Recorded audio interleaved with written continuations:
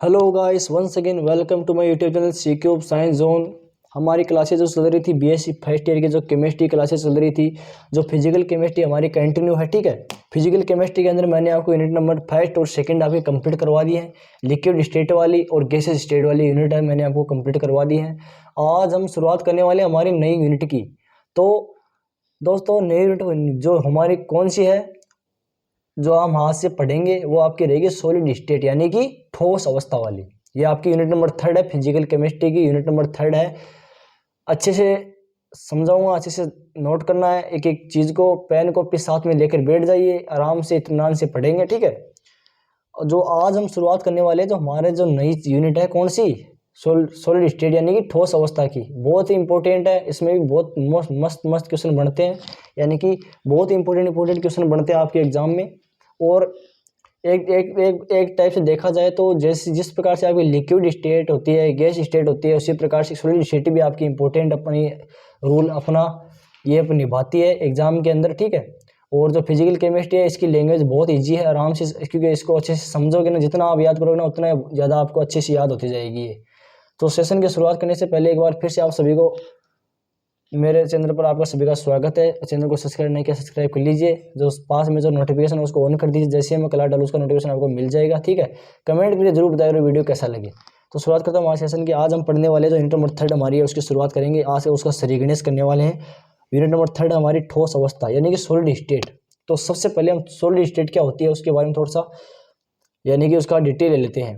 जैसे मैंने आपको बताया कि ठोस क्या होता है, जैसे ये आपका एक इस चीज समझिए आप, ये क्या कोई निकाय, ये ठोस है।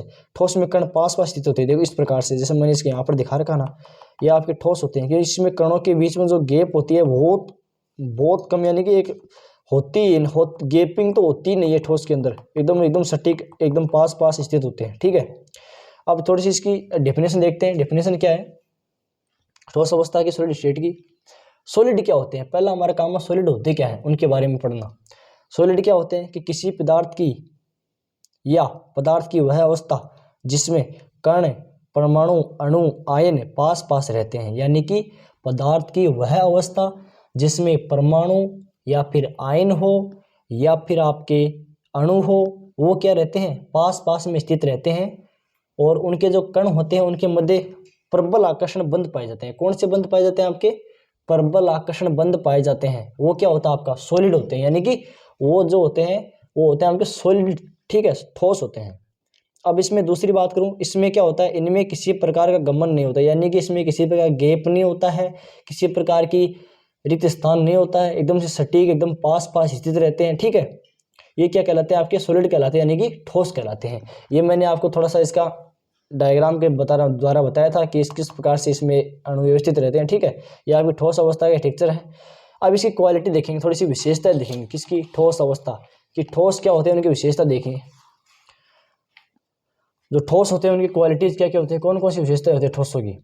ठोस देखिए, सॉलिड में कण प्रबल आकर्षण बलों के द्वारा जुड़े रहते हैं। अब जो ठोस, जो सॉलिड होते हैं, जो ठोस अवस्था होती है, उसमें क्या होता है, जो कण होते हैं, जो आयन होते हैं, जो अणु परमाणु होते हैं, वो प्रबल आकर्षण बलों के द्वारा क्या रहते हैं, कंबाइंड रहते हैं, एक दूसरे से जुड़े रहते हैं। ठीक है, एक दूसरे से क्या करते हैं, बॉन्डिंग किए हुए रहते हैं, यानी कि जुड़े हुए रहते हैं। अवयवी कण निकट बंधित होते हैं। अब जो ठोसों में क्या होते हैं, जो अवयवी कण होते हैं, यानी कि निकट बंधित, यानी कि पास पास बंधित होते हैं, यानी कि एक दूसरे के पास पास बंध के द्वारा जुड़े रहते हैं। ठीक है, तीसरा पॉइंट हमारा है कि इस अवस्था में पदार्थ का द्रव्यमान, अब क्या होता है, इस अवस्था के अंदर जो होता है पदार्थ का द्रव्यमान, आयतन और आकार क्या होता है, निश्चित होता है। यानी कि एक बार जो आकार दे दिया फिर उसको आकार नहीं दे सकते। ठीक है, क्योंकि वे टूट जाते हैं, भंगुर प्रकृति के होते हैं। ठीक है, इनका गलनांक और क्वथनांक यानी कि मेल्ट पॉइंट और बॉइलिंग पॉइंट क्या होते हैं, इनके हाई होते हैं, यानी कि इसके गलनांक और क्वथनांक क्या होते हैं, आपके उच्च होते हैं। ठीक है, ये क्या होते हैं, अत्यधिक कठोर होते हैं और असंपीड्य होते हैं, यानी कि इसको संपीड़ित नहीं कर सकते, यानी कि इसको दबा के इसकी आकृति में चेंज नहीं कर सकते हैं, इसकी अवस्था में चेंजमेंट नहीं कर सकते। ये क्या होते हैं, असंपीड्य होते हैं, अत्यधिक कठोर होते हैं। ठोसों को दो भागों में अब मोस्टली देखा जाए जो ठोस होते हैं, सॉलिड होते हैं, जो हमारे सॉलिड स्टेट फिजिक्स के अंदर, वो सॉलिड स्टेट के अंदर आपकी ठोस अवस्था के अंदर आपको कितने भागों में बांटा है, इसको दो भागों में मोस्टली बांटा गया है। एक तो पहला आपका क्रिस्टलीय ठोस, दूसरा आपका अक्रिस्टलीय ठोस। अब देखिए क्रिस्टलीय ठोस क्या होता है और अक्रिस्टलीय ठोस क्या होता है, उसके बारे में थोड़ा मैं बता देता हूँ आपको। अब देखिए इसमें आप क्रिस्टलीय ठोस और अक्रिस्टलीय ठोस, क्रिस्टलाइन सॉलिड और एमोर्फोस सॉलिड, ये होते हैं आपके क्रिस्टलीय ठोस। क्या होते हैं क्रिस्टलीय ठोस में थोड़ा सा अंतर देखेंगे, इसमें पॉइंट वाइज देखेंगे, ध्यान से देखना। पहला पॉइंट है हमारा क्रिस्टलीय ठोस क्या होते हैं, ऐसे ठोस जिनमें अवयवी कण नियमित क्रम में व्यवस्थित रहते हैं, यानी कि एक के बाद एक नियमित रहते हैं, यानी कि एक के बाद एक इनके जो कण है वो व्यवस्थित रहते हैं, ठीक है। अक्रिस्टलीय ठोस क्या होते हैं, इनमें कण नियमित क्रम में व्यवस्थित नहीं रहते, यानी कि इनकी जो व्यवस्था होती है वो बिखरी हुई रहती है, इसमें व्यवस्थित नहीं रहते हैं कण, ठीक है। यानी कि पहला तो हो गया आपका क्रिस्टलीय वाले तो रहते हैं आपके नियमित क्रम में, और अक्रिस्टलीय रहते हैं आपके नियमित क्रम में व्यवस्थित नहीं रहते हैं। दूसरा पॉइंट है इनकी एक निश्चित ज्यामिति होती है, जो क्रिस्टलीय ठोस होते हैं उनकी क्या होती है, एक निश्चित ज्यामिति होती है, एक निश्चित आकृति होती है, निश्चित आकार होता है, उसकी डिजाइन होती है, इसकी आकार आकृति होती है, ठीक है। अक्रिस्टलीय ठोस क्या होते हैं, इनमें कोई निश्चित ज्यामिति नहीं होती, इसकी कोई आकृति नहीं होती है, ठीक है, ये कैसा भी रूप अपने आप में ढाल सकते हैं। तीसरा पॉइंट है कि निश्चित ताप पर संपूर्ण ठोस द्रव अवस्था में बदल जाता है। अब एक निश्चित तापमान पर क्या होता है, जो क्रिस्टलीय ठोस होते हैं वो क्या होते हैं, किस अवस्था में चेंज हो जाते हैं, आपके द्रव अवस्था में चेंज हो जाते हैं।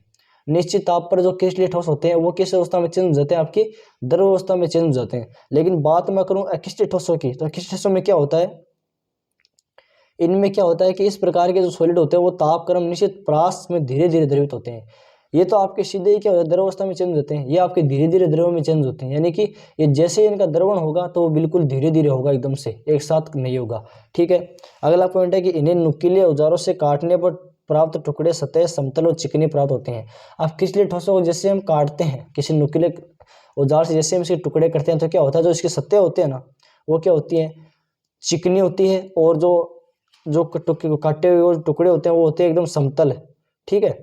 और अक्रिस्टलीय ठोस में जैसे हम काटेंगे तो क्या होगा, जो सतह होती है वो अनियमित रहती है, रुखड़ी हुई होती है, खुरदरी रहती हैं, यानी कि चिकनी नहीं रहती हैं। लास्ट का पॉइंट है हमारा क्रिस्टलीय ठोसों का कि ये वास्तविक ठोस कहलाते हैं। जो क्रिस्टलीय ठोस होते हैं वो क्या होते हैं, आपके रियल सॉलिड होते हैं, यानी कि वास्तविक ठोस कहलाते हैं।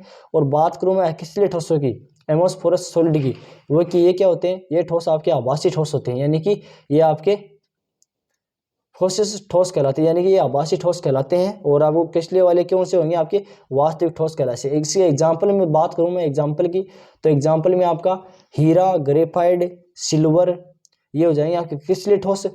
और अक्रिस्टलीय ठोस की बात करूं तो ये हो जाएंगे आपके कांच, रबड़, प्लास्टिक, ठीक है। तो मैंने आज आपको बताया कि सॉलिड क्या होता है, सॉलिड अवस्था क्या होती है, ठोस अवस्था क्या होती है, उसके अंदर मैंने ये बताया कितने टाइप का होता है, ठोसों की विशेषताएं बताई मैंने, क्वालिटी के बारे में बताया, ठीक है। ये कितने प्रकार का होता है, मोस्टली मैंने 2 प्रकार का बताया, क्रिस्टलीय ठोस और क्रिस्टलीय ठोस। और क्रिस्टलीय ठोस और क्रिस्टलीय ठोस के अंदर मैंने आपको अंतर बता दिया है, ठीक है। और मैंने टोटल आपको एग्जाम्पल सहित आपको अंतर बताया मैंने। तो आई होप सभी को अच्छे समझ में आ गया होगा। कमेंट की जरूरत है, वीडियो कैसा लगा। Thanks for watching this video.